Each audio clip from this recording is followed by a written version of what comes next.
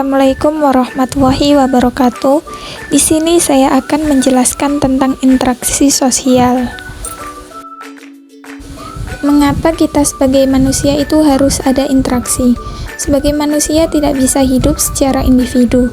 Manusia dalam menjalankan hidupnya membutuhkan orang lain untuk hidup. Keharusan manusia berkelompok dan berinteraksi, inilah manusia sebagai makhluk sosial. Apa sih interaksi sosial? Interaksi sosial adalah hubungan timbal balik antara individu dengan individu, individu dengan kelompok, kelompok dengan kelompok. Selanjutnya di sini ada bentuk interaksi sosial.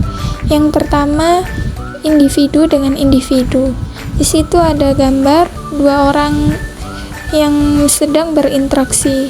Itu adalah salah satu bentuk interaksi sosial individu dengan individu. Yang kedua ada individu dan kelompok.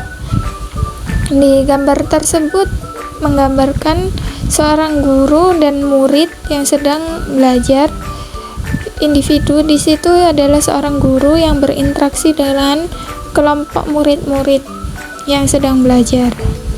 Yang ketiga ada kelompok dengan kelompok. Di situ menggambarkan dua grup sepak bola yang sedang bermain di lapangan. Itu salah satu contoh bentuk interaksi sosial kelompok dengan kelompok.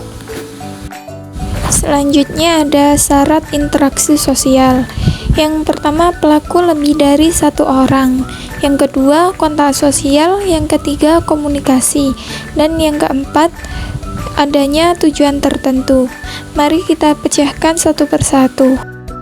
Yang pertama, pelaku lebih dari satu orang. Proses interaksi sosial tidak dapat terjadi ketika hanya terdapat satu orang. Proses interaksi baru akan terjalin ketika terdapat individu yang berinteraksi dengan individu lain.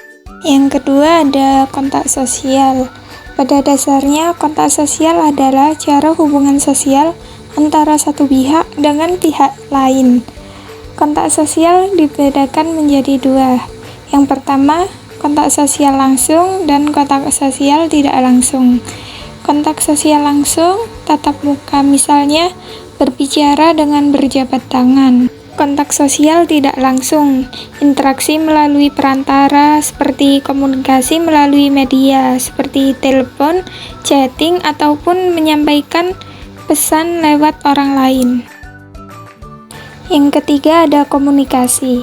Komunikasi adalah suatu proses penyampaian dan penerimaan pesan, ide atau gagasan dari satu pihak kepada pihak lain agar terjadi upaya saling memengaruhi antara keduanya. Komunikasi dapat dibedakan menjadi dua, komunikasi verbal dan komunikasi nonverbal. Komunikasi verbal merupakan bentuk komunikasi secara lisan maupun tertulis seperti berbicara. Komunikasi nonverbal merupakan bentuk komunikasi dengan menggunakan simbol-simbol atau gestur tubuh, seperti menyapa teman dengan melambaikan tangan. Yang keempat, adanya tujuan tertentu.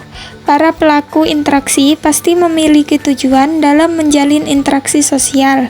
Misalnya, di pasar terjadi interaksi antara penjual dengan pembeli. Pembeli memiliki tujuan untuk mendapatkan suatu barang yang ia butuhkan dalam berinteraksi dengan penjual memiliki tujuan untuk menawarkan barang hingga terjual kepada pembeli dalam berinteraksi.